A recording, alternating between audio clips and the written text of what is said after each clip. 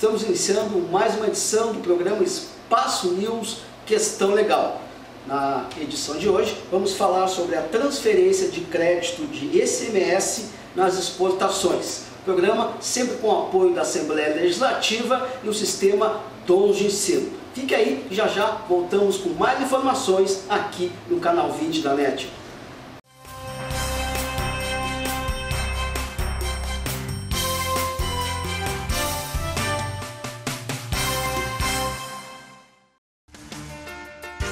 O Sistema Dons de Ensino oferece um projeto de educação com qualidade, baseado na ética cristã.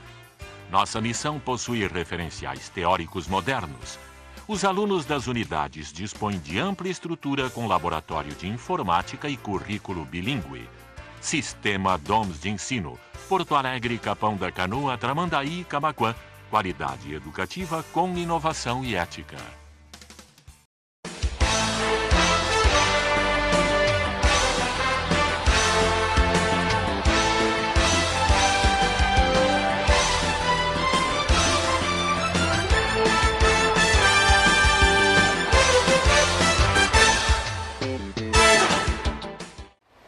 Voltamos com o programa Espaço News Questão Legal. O tema de hoje é sobre a transferência de crédito de ICMS nas exportações. Está aqui conosco, como sempre, o nosso comentarista, advogado e professor em Direito, Dr. Paulo Caliendo.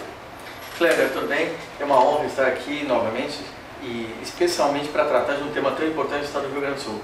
Para tratar desse tema, nós convidamos um especialista na área, o Dr. Cláudio Tessari, que é advogado tributarista, especialista em direito tributário. Ele é membro do Instituto de Estudos Tributários do Rio Grande do Sul e tem larga experiência na matéria e é advogado de causas relativas a este tema. Este tema, Cléber, para ter uma noção da importância, ele se refere primeiro ao principal imposto estadual, que é o ICMS. O Imposto sobre a Circulação de Mercadorias e Serviços é o principal imposto incidente no comércio, na indústria e no serviço de telecomunicação e transportes no estado do Rio Grande do Sul e do país, dos estados membros do país. Este imposto, ele incide sobre várias operações, sobre vários elementos do ciclo econômico do estado. E ele tem uma característica. A característica desse imposto é que ele é um imposto plurifásico, ele é um imposto não cumulativo, até uma característica constitucional. É um imposto que não incide de modo cumulativo. Ou seja, na cadeia produtiva é possível ir se apropriando de crédito de tal forma que quem irá pagar o imposto ao final, em última instância, numa tributação sobre o consumo, é o consumidor. E o comerciante, o industrial, aquele que pratica operações de circulação de mercadoria, ele representa um contribuinte de direito, como nós dizemos. É um contribuinte que pratica atos de registro, formalidades, a manutenção da escrita fiscal, a edição de notas fiscais, mas não é ele que suporta o encargo, o ônus econômico, a repercussão econômica do tributo. Quem suporta é o consumidor final. E ele realiza o repasse jurídico ao consumidor final nessa matéria. Até nós fizemos um programa muito interessante, Cléber, que foi sobre a questão das faturas de energia elétrica e telefonia e a questão da repercussão econômica e jurídica nas faturas do PIS e da COFINS. Bem, mas este imposto, no caso das exportações, ele tem gerado um problema muito sério, mas muito sério, em relação às empresas exportadoras. E é para isso que nós convidamos o Dr. Cláudio Tessari, para que nos esclareça um pouco do tema e das questões. Só para ter mais uma noção da importância do tema, o estado do Rio Grande do Sul é considerado hoje em torno do quarto exportador do país. Nós temos como grande exportador São Paulo, o estado do Rio de Janeiro, o estado de Minas Gerais e o estado do Rio Grande do Sul. Grande parte da base produtiva do estado se refere a exportações. Nós temos grandes regiões exportadoras. Nós temos a região do Vale dos Sinos, nós temos a região da Serra, nós temos Rio Grande, nós temos várias outras regiões que se incorporam a esforço exportador do estado. E essa receita é importante tanto para o estado quanto é importante para as indústrias e para o comércio que assim praticam. Nós temos alguns números interessantes que o Dr. Cláudio Tessari nos trouxe, que são o seguinte: o Brasil hoje tem um volume de exportações no valor de 256 bilhões de dólares, o que equivale em média aproximadamente a 428 bilhões de reais. O que representa 10,3% do PIB nacional. O Rio Grande do Sul, em comparação, exporta 19,43 bilhões de dólares, o que corresponde a 32,44 bilhões de reais, e que corresponde a um valor superior à média nacional, que é de 11,8% do PIB nacional. Então é algo que interessa muito às empresas do Estado, interessa o Estado do Rio Grande do Sul, e as empresas estão enfrentando uma dificuldade que é muito significativa. Até passo a palavra, portanto, diretamente ao Dr. Cláudio Tessari, para que ele nos esclareça um pouco quais são as questões que envolvem a situação do saldo credor do ICMS nas exportações, e afinal, o que é o saldo credor também nas exportações e qual o impacto e a importância nessa questão que o senhor vem tratando. Dr. Paulo, Kleber, muito obrigado pelo convite, é um prazer estar aqui, agradeço muito. Acho que o tema é sim bastante relevante, é importante que façamos essa exposição. O saldo credor de ICMS, ele decorre do fato de que uma empresa que se dedica à exportação, ela compra matéria-prima dentro do mercado nacional para fabricar o seu produto e ela exporta sem recolher ICMS e acaba ficando com um saldo credor na sua contabilidade. O que nós tratamos, o que viemos tratar hoje aqui é como essa empresa recupera esse saldo credor, né? A legislação que trata da matéria é uma legislação federal, é a Lei Complementar número 87 de 96, no artigo 25, parágrafo 1º. Né? Essa legislação determina que a empresa exportadora, quais são os requisitos para que ela então possa recuperar seu saldo credor de ICMS decorrente de exportação. E o único requisito que a empresa exportadora precisa comprovar para fazer essa recuperação é obter do Estado do Rio Grande do Sul e dos estados brasileiros, né, um documento que reconheça a existência do crédito.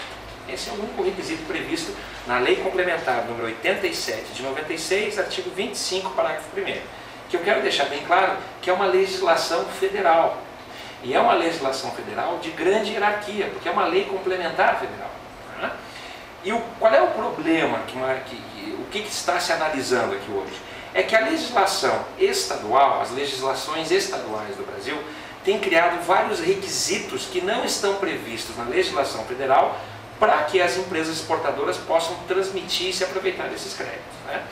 Um desses requisitos, e foi exatamente isso que fez com que se discutisse a matéria, é que se estabelecesse uma limitação para as empresas que essa empresa exportadora pode fazer a transferência do crédito. E mais, a demora para que a autoridade fiscal faça o reconhecimento desse crédito. Né? Só para que os senhores tenham uma ideia, nos estados de São Paulo e do Pará, só se autoriza uma transferência de créditos de ICMS decorrente de empresa exportadora, saldo credor de ICMS de empresa exportadora, por um grupo de empresas, uma listagem de empresas que o Estado pré-determina. Ou seja, isso infringe de forma clara a Lei Complementar Federal que trata sobre a matéria. Né? Mas vamos tratar da questão do Estado do Rio Grande do Sul. No Estado do Rio Grande do Sul, essa limitação do saldo credor de ICMS de empresas exportadoras ocorre da seguinte forma. A legislação do Estado do Rio Grande do Sul, o livro 1, artigo 58, inciso 2, nota 1 do regulamento interno do ICMS determina que a empresa exportadora só pode transferir 100% do crédito de ICMS decorrente de exportação se as suas saídas de mercadorias não forem superior a 174 mil UPFs, né? Transformando o PF, fazendo a multiplicação do PF do Rio Grande do Sul, que hoje representa R$ 12,99, significa 2.260 milhões de reais. Então, a legislação do Estado do Rio Grande do Sul vai limitando o percentual de transferência do saldo credor de ICMS ao número de saída de produtos. Então, só para ter uma ideia, quando a empresa exportadora dá saída de mercadorias num valor que não exceda 90 milhões de reais, ela só pode transferir 30% do saldo credor de ICMS. Então existe uma limitação na legislação estadual que no estado que a legislação federal não determina. Então é exatamente essa questão que se analisa, essa questão que se traz à tona, ou seja, a legislação estadual cria requisitos e entraves que a legislação federal não determina.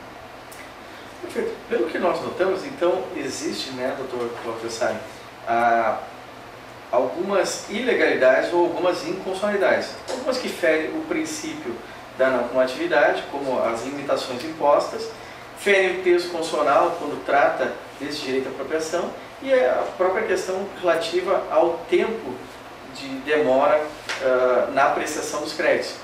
Agora, os exportadores, eles podem tomar medidas contra estas ilegalidades e inconstitucionalidades, a possibilidade de alguma medida para reaver esse direito? Não só podem, doutor Caliendo, como devem, no nosso entender.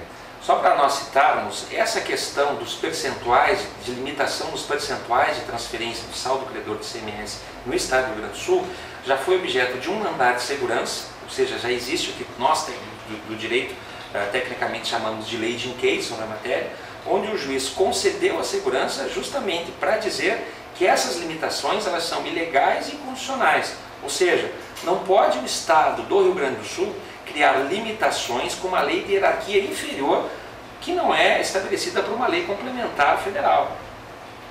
Então esse é o nosso entendimento. Não só pode como deve. A questão de que eu citei antes da legislação de São Paulo, que estabelece uma lista de empresas para a qual se transfira também o saldo credores de ICMS, já foi objeto de análise também dos tribunais, inclusive do Tribunal Superior de Justiça. Mas até é importante, Kleber, que após o intervalo nós possamos analisar um pouco mais essas novidades jurisprudenciais e até um pouco relativo a algumas questões relativas ao procedimento mesmo, e esclarecendo aos nossos telespectadores um pouquinho mais sobre esse assunto relativo só ao procedimento e às decisões judiciais. Mas você pode notar a importância do tema, é de uma relevância significativa, e ele traz para os ouvidos um tema que é fundamental, ou seja, na medida que nós temos um esforço exportador do país em traduzir aumento de receita nacional, isso deve ser compensado com uma premiação, um incentivo aos exportadores, e não como a tradução de um ônus financeiro àquele que exporta, que está envolvido num esforço tão difícil que é como ganhar o mercado externo. E o que nos preocupa aqui, doutor Caliendo, é que essas limitações inconstitucionais e legais, elas não acontecem só no Estado do Rio Grande do Sul, conforme nós citamos aqui São Paulo e Maranhão também. Bom, como o telespectador está vendo aí, este é um programa de serviço, de utilidade pública, questões relevantes que tratam aqui o programa Espaço Questão Legal. Já voltamos com mais informações com o tema de hoje, transferência de crédito de ICMS nas exportações. Já voltamos com mais informações para você que está aí nos assistindo.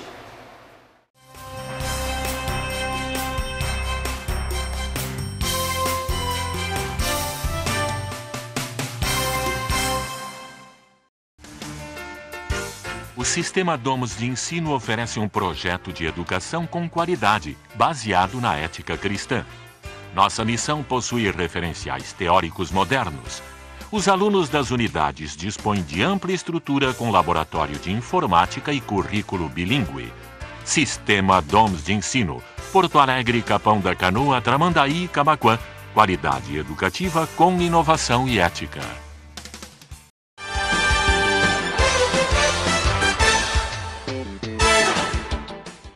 Retornamos com o programa Espaço News Questão Legal.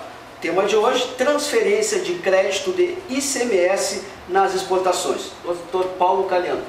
Claro, só tem mais um tema que eu acho importante que o Dr. Cláudio Tessari aproveite para explicitar, que eu acho que é fundamental, que é o fato de que as empresas exportadoras possuem saldo credores, mas as demais empresas também possuem saldos credores e muitas vezes saldos acumulam e elas têm o desejo, têm o interesse em realizar a transferência e muitas vezes têm direitos com limitações.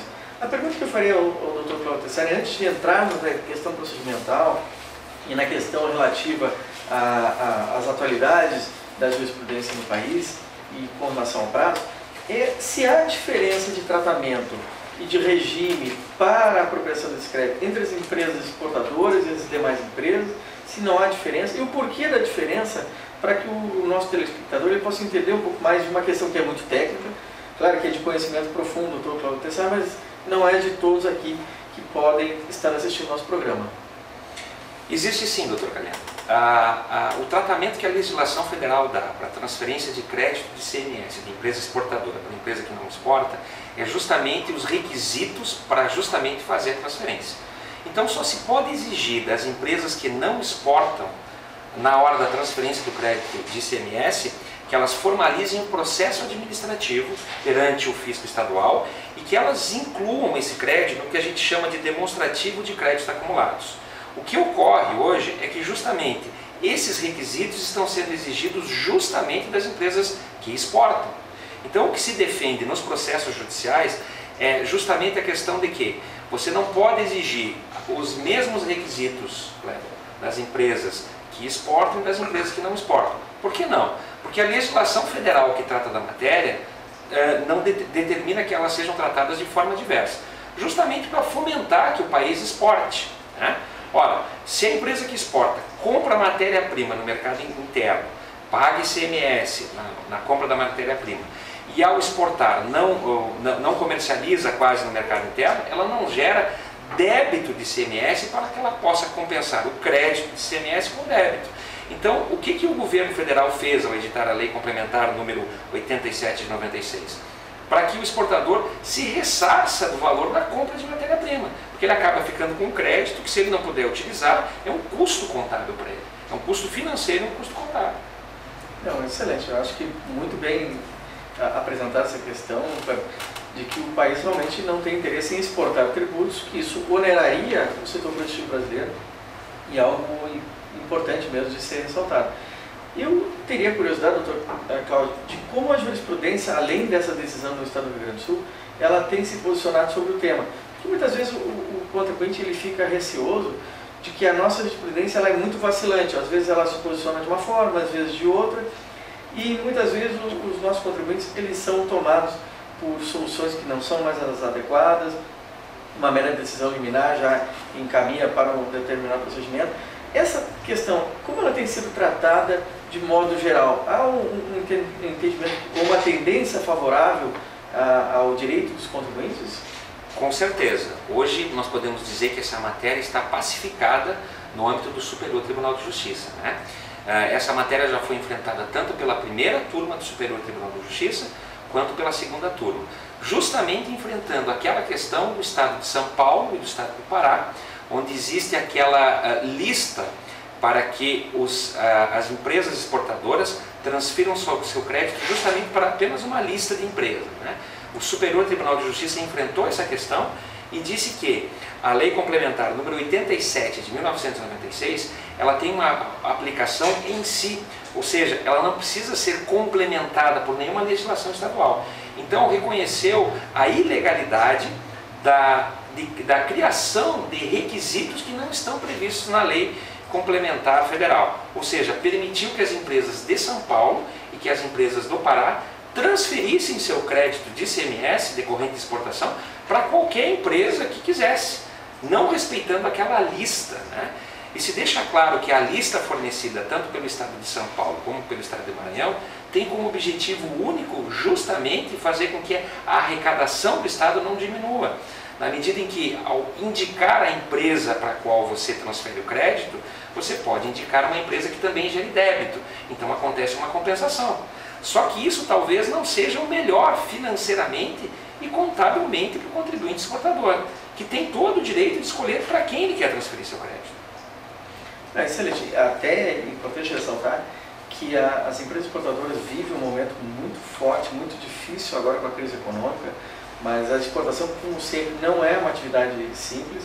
E este auxílio, esse entendimento, ele beneficia, Kleber, que as empresas tenham recurso em caixa justamente para investir na sua própria atividade e aumentar o esforço exportador, o esforço produtivo no país, no momento que nós precisamos de recomposição, de investimento no país, e, portanto, permitir que a empresa escolha para quem vender, de que forma vai utilizar o crédito, é algo significativo para preservar, inclusive, o princípio que é da preservação da empresa. Ou seja, a empresa é o sustentáculo da formação da arrecadação do país, ela tem que ser preservada, incentivada, e é algo importante. Eu perguntaria também em relação à questão do prazo. Muitas vezes o fisco diz que não há prazo para fazer a resposta, ou que não há pessoal suficiente para dar um retorno eficiente em relação à matéria, ou que os prazos eles são muito longos, chegando a 360 dias. Existe alguma questão relativa ao prazo para a resposta do fisco em relação à homologação dos créditos a serem transferidos? Ou não existem prazos? Existe prazo na legislação federal, na legislação estadual? Como fica essa questão, doutor Cláudio Tessari? Essa questão já foi recentemente enfrentada também, doutor Kleber, pela jurisprudência. Aí nós estamos falando de jurisprudência de primeira instância. Efetivamente, nas legislações estaduais, não existe um prazo estabelecido de forma formal de qual seria o máximo, o limite que o fisco estadual teria para emitir o reconhecimento dos créditos. Seria o único requisito que a empresa exportadora tem que comprovar, né? Que o fisco estadual emita um documento que reconheça a existência do crédito. Então, existem empresas que estão com pedidos parados há 2 anos, 3 anos, 4 anos, né? Mas este prazo, não obstante não exista fixado na legislação estadual, na legislação federal existe essa fixação. E essa fixação é feita na Lei 9.784 de 99. Só que essa lei ela é dirigida aos processos administrativos no âmbito federal. Aqui nós tratamos de um tributo estadual. Contudo, e aí sim a gente vê efetivamente o papel da jurisprudência, o papel do juiz, o papel do tribunal no Brasil, num julgamento importantíssimo. Já existe um precedente no estado de São Paulo em que se reconheceu que para a transferência do saldo credor de ICMS deve-se aplicar o mesmo prazo previsto para o processo administrativo no âmbito federal, que é de 30 dias renovado por mais 30 dias. Então nós já temos um precedente jurisprudencial que determinou um limite jurisprudencial. Olha, você reconheça meu crédito e você tem até 60 dias para assim fazê-lo. Doutor Tessari, e as empresas aqui, principalmente no Rio Grande do Sul, estão entrando com essas solicitações, estão sendo informadas sobre essa contribuição que pode, né, reverter dos seus cofres? Olha, Kleber, nós já identificamos sim no estado do Rio Grande do Sul algumas empresas que exportam que estão efetivamente discutindo, buscando o reconhecimento do seu direito perante o judiciário, mas pelo grande número de empresas que exportam no Rio Grande do Sul, no nosso entendimento hoje é um pequeno grupo, né, que pode ser aumentado quanto mais se divulgue essa questão, né? E eu acho que esse é um dos objetivos aqui hoje, né? Fazer com que os exportadores saibam quais são os seus direitos e busquem o reconhecimento dos seus direitos na justiça. Bom, vamos agora às nossas considerações finais do programa, um tema polêmico, importante. E aí você que está assistindo aí, com certeza, se tiver algum direito referente a transferência de crédito de ICMS nas exportações, procura seu direito, que com certeza você vai conseguir. Vamos agora às considerações com o Dr. Cláudio Tessari. Bom, eu quero agradecer mais uma vez a oportunidade de estar aqui falando para o grande público e principalmente para aquele que tem a questão de transferência do crédito ICMS, né, de empresa exportadora. Quero deixar claro que o direito, ver reconhecido o direito de transferir seu crédito ICMS decorrente de exportação sem nenhuma limitação, é um direito que está sendo reconhecido e reconhecido de uma forma bastante firme pelos tribunais superiores. Então hoje nós já temos uma jurisprudência consolidada que reconhece essa transferência sem nenhum tipo de requisito, tanto da primeira turma quanto da segunda turma do Superior Tribunal de Justiça. E mais importante que isso, hoje nós já temos uma jurisprudência no estado de São Paulo que reconhece que existe um prazo limite para que os fiscos estaduais emitam um documento decorrente através do qual se reconheça a existência do crédito. Porque existem empresas que esperam por anos por isso. E isso gera um custo contábil e financeiro na empresa que é inadmissível.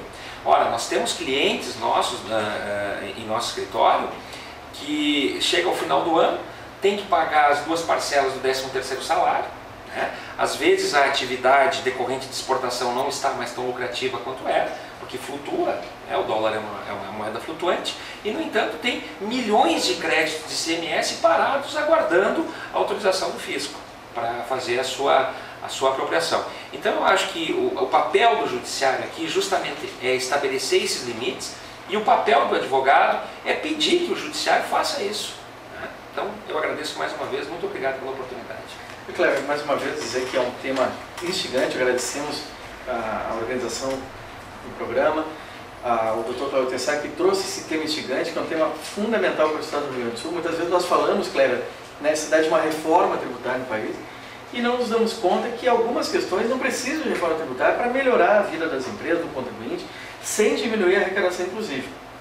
E essas medidas, elas são fundamentais para reforçar a base industrial do Estado, que é o que nós precisamos no Estado. Muitas vezes nós falamos em medidas para incentivar o exportador, e talvez as medidas estejam aí, sejam talvez simplesmente aplicar a lei, como disse o Dr. Cláudio Tessari, ou aplicar a tendência jurisprudencial dominante atualmente, e nós não precisamos de grandes mudanças legislativas. De outra parte, dizer que no longo prazo, se essas medidas forem implementadas, não há uma redução de arrecadação, pelo contrário, aumenta a arrecadação, porque aumenta a atividade produtiva do Estado, aumenta o número de pessoas que vão ter mais renda, mais emprego, e isso se traduz, do ponto de vista geral, de circulação de mercadorias no Estado. Portanto, não há redução a médio e longo prazo da arrecadação do Estado. E só há aqui uma posição muito importante que o Dr. Cláudio Tessari apresenta, que é dos tribunais, dos juízes conhecerem a posição que está se pacificando, está pacificada no STJ, no Superior Tribunal de Justiça, para que essa legislação seja tornada efetiva.